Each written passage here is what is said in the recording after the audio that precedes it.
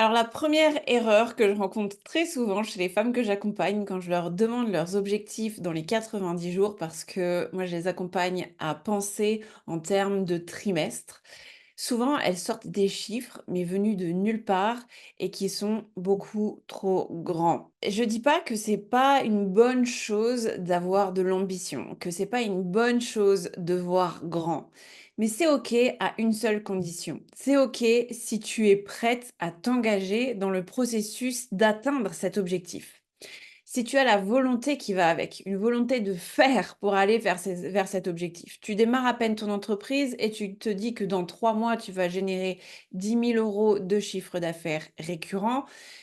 OK, il y a pas de souci avec ça. Sauf que, c'est possible uniquement si tu mets en place une décision, tu t'engages à quelque chose, tu mets en place une stratégie qui va te permettre d'y arriver et tu vas prendre ces actions en main et ces actions vont te demander un investissement en temps, en énergie et en argent. Et là où ça pêche le plus souvent, c'est déjà dans la décision. C'est-à-dire, j'ai des plans, j'ai des rêves en fait, j'ai un peu des rêves. Je me dis dans 3 mois, je vais générer 10 000 €.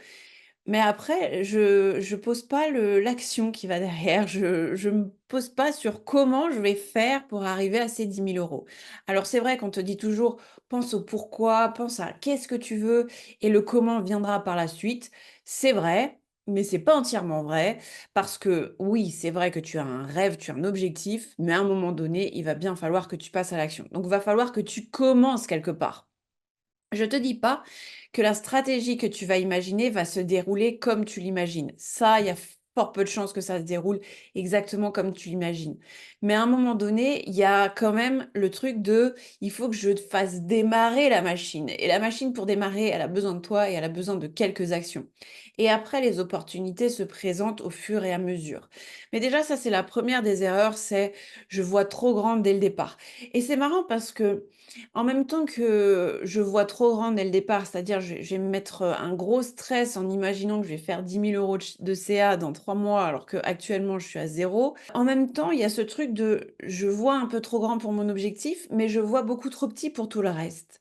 Je vois beaucoup trop petit pour ma stratégie, je vois beaucoup trop petit pour mes actions. Donc comme j'agis petit, il y a vraiment une dissonance entre mes actions et le rêve. L'objectif ici, c'est de ramener un équilibre entre rêve et action.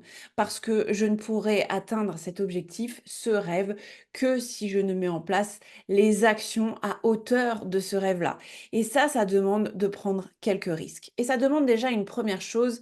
La première chose qui pour moi manque à énormément d'entrepreneurs, et je le vois parce que j'en coach quand même beaucoup, c'est la volonté de faire. Je décide que je vais arriver là et en fait, je vais y aller quoi qu'il m'en coûte. La deuxième erreur, c'est de ne pas prendre de décision ferme. On revient sur ce que je te disais à l'instant. Alors, je te disais, je prends cette décision quoi qu'il m'en coûte. Alors, on va mettre quelques nuances ici. Pour aller atteindre cet objectif, tu dois poser des actions. Certaines de ces actions vont être inconfortables. Maintenant, tu n'es pas obligé d'accepter tous les inconforts. Je sais que personnellement, moi, je n'accepte pas que mon temps en famille soit réduit à néant pour que mon entreprise grandisse. C'est-à-dire que tu vas choisir les sacrifices que tu vas faire pour atteindre cet objectif. Mais ne pas prendre de décision ferme, c'est une erreur tellement commune. C'est en fait, je me laisse toujours une porte de sortie. Mais comme j'ai une porte de sortie, je ne m'engage pas totalement sur le chemin de mon objectif. Et ça, faut absolument arrêter. C'est je prends la décision d'aller par là. Et un des moyens d'y arriver, c'est en posant une deadline. Finalement, le manque de décision ferme, pour moi, c'est l'erreur la plus commune et c'est celle qui fait le plus de dégâts. Elle vient d'un manque de confiance et là, je dis même pas d'un manque de confiance en soi parce que oui, c'est vrai, tu peux douter de tes capacités à atteindre cet objectif, mais il y a aussi un manque de confiance dans la vie en général parce que En fait, je ne sais pas si je vais réussir à atteindre cet objectif. J'ai pas spécialement confiance dans les événements, dans la suite logique des choses, et cetera. J'ai de l'impatience. Ça, c'est stop, en fait. Quand tu te lances dans l'entrepreneuriat, il faut aussi savoir faire confiance à quoi? À je ne sais pas, mais à une intelligence supérieure qui te mène vers ce qu'il y a de meilleur pour toi. Vraiment, quand tu fais confiance au fait que de toute façon, les choses vont se dérouler pas comme je les imagine, mais de façon à me permettre d'avoir ce qu'il y a de mieux pour moi, tu entreprends vraiment d'une autre façon. Et pour revenir à l'impatience, je vois beaucoup de monde arrêter l'entrepreneuriat parce que je ne vois pas les résultats arriver. Il faut du temps en fait pour que les résultats arrivent. Parce que ce qui se passe dans ta tête, ça va beaucoup plus vite que ce qui se passe dans la matière. Donc le facteur temps est à prendre en compte. Alors bien sûr, le facteur temps va dépendre d'une personne à l'autre. Pourquoi?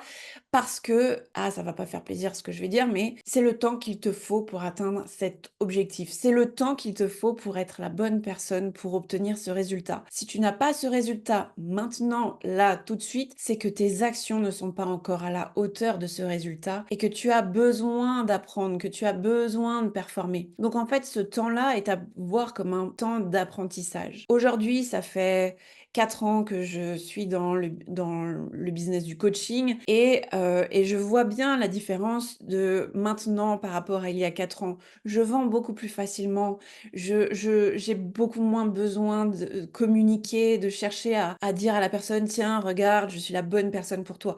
Pourquoi? Parce que j'ai mis plein de choses en place avant. Tout ce que j'ai mis en place les 4 dernières années me permet d'aujourd'hui vendre plus facilement. Je propose une offre, elle se vend. J'ai pas besoin de faire d'efforts particuliers, mais j'ai fait des efforts pendant 4 ans, donc te dire que je vends facilement aujourd'hui, ce serait pas tout à fait vrai parce que c'est le résultat des efforts qu'il y a eu jusqu'à maintenant. Et je parle même pas des 4 dernières années dans le business parce que je pense aussi à toutes les années avant où j'ai appris à communiquer, où j'ai appris à faire des vidéos, où j'ai appris à parler de ce qui m'anime, où j'ai appris à me montrer, à me positionner. Tout ça, ça compte en fait. Donc prends en compte le facteur temps. L'impatience ne doit pas faire partie de ton schéma d'entrepreneuse. Parce que, ok, tu veux du résultat, mais si tu n'as pas ce résultat et que du coup tu arrêtes, tu passes à autre chose, c'est trop dommage parce que tu étais peut-être à une action ou à un mois ou à 6 mois du résultat que tu escomptes. Cette deuxième erreur, ne pas s'engager pleinement, ne pas prendre de décision ferme, elle est fatale. Quand tu te lances dans l'entrepreneuriat, tu deviens quelqu'un d'un peu borné. Je veux atteindre cet objectif. Je veux atteindre cet objectif. Ok, ça ne marche pas comme ça, je vais essayer autrement. Mais c'est ça que je veux et c'est ça que je veux que mon entreprise me permette de vivre. La troisième erreur, c'est de ne pas miser sur la marque personnelle. J'ai fait une vidéo sur la marque personnelle, je te mets le lien sous cette vidéo et tu pourras aussi le retrouver à la fin de cette vidéo. La marque personnelle, c'est une espèce de manne dans l'entrepreneuriat et qui n'est pas assez utilisée par les entrepreneuses que j'accompagne.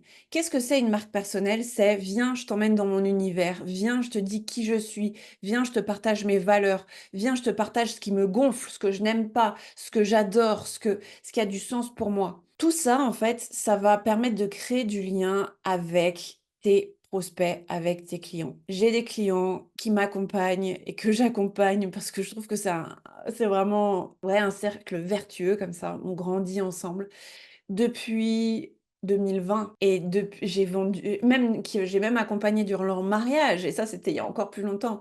Mais pour te dire, je leur ai vendu un programme et puis j'ai évolué, donc mon programme s'est transformé et j'ai proposé une autre offre et ils ont acheté cette autre offre et en fait, ce sont des gens qui restent dans mon univers. Créer une marque personnelle, ça facilite grandement l'entrepreneuriat parce que les gens vont te suivre peu importe ce que tu fais. Je suis en train de coacher une femme, franchement, elle passe un peu du coq à l'âne, elle vend du batch cooking, elle vend du coaching pour business, pour entrepreneuse, elle vend aussi des accompagnements pour écrire et vendre ton livre.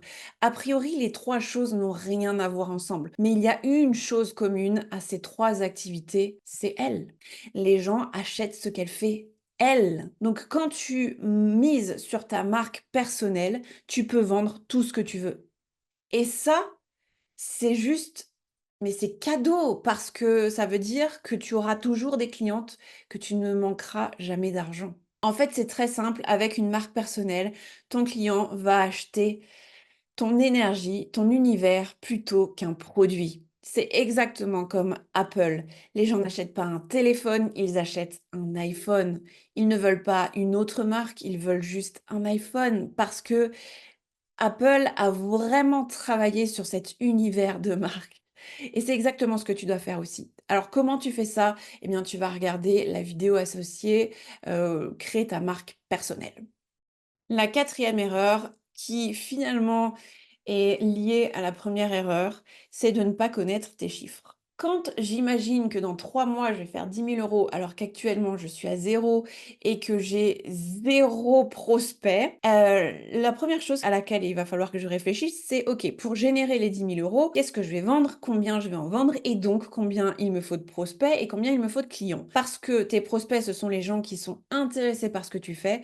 Tous les gens qui sont intéressés ne vont pas venir acheter, ne vont pas devenir clients. Donc, une des choses à connaître, c'est parmi mes prospects, combien vont acheter? Quel est le pourcentage en général qui vient acheter chez moi? Quand tu vends quelque chose, intéresse-toi à, OK, combien d'emails j'ai envoyés? Combien de personnes ont ouvert ces emails? Combien de personnes ont cliqué sur les liens? Combien de personnes sont venues acheter? Pourquoi est-ce que c'est important de regarder les chiffres? Parce que quand on me dit mon lancement n'a pas marché, je me pose la question des chiffres. Je me pose la question de: «OK, tu voulais vendre combien d'accompagnements? Tu voulais vendre combien de fois ce programme?» «Je voulais le vendre 20 fois». Très bien. Tu avais combien de personnes sur ta liste d'attente? J'en avais 200. 200, j'ai envoyé des mails, il n'y en a que 100 qui ont ouvert les mails. Donc ça veut dire qu'il y a que 100 personnes qui ont été au courant de ton offre. Sur les 100, il faudrait qu'il y en ait 20 qui achètent. Ça fait 20. C'est énorme, c'est énorme. Ça veut dire qu'il va falloir que tu performes. Performer, ça veut dire comment je peux faire pour que les gens ouvrent plus mes emails, déjà. Comment je peux faire pour avoir plus d'adresses email? Parce que si je veux vendre 20 fois mon programme, je sais qu'il va falloir que j'ai plus d'adresses email. Et je vais aussi travailler sur comment je vais faire en sorte pour que les gens ouvrent plus cet email, cliquent plus sur mes boutons.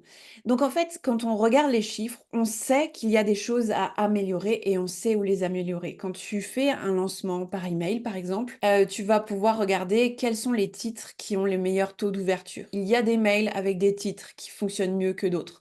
Et ben tu sais que la fois d'après, ce sera ces mails-là que tu vas utiliser en priorité et que tu vas chercher à créer d'autres titres dans l'esprit de ces titres qui fonctionnent. Donc les chiffres, en fait, c'est important parce que les chiffres, ils parlent. Quand tu dis ça marche, ça ne marche pas, ça ne veut rien dire. Parce que là, tu es juste dans l'émotionnel de mince, j'ai pas vendu autant que j'aurais aimé vendre.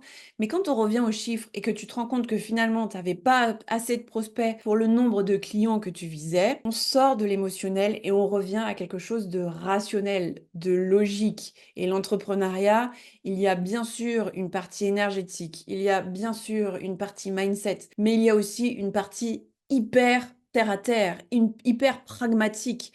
Et les chiffres, c'est revenir à quelque chose de pragmatique. C'est de voir là où tu peux changer de toutes petites choses, ajuster pour performer. Voici 4 erreurs hyper courantes que je rencontre chez les femmes que j'accompagne. Dis-moi où est-ce que tu te reconnais dans ces erreurs? Je serais curieuse de le savoir. Et on se retrouve très très vite pour une prochaine vidéo. Si tu as aimé cette vidéo, je t'invite à la liker, à la partager et à la commenter. Ça, non seulement j'aime bien vous lire, mais en plus de ça, ça me permet d'être plus visible et que ce message circule un petit peu plus encore. Un grand merci et à très vite.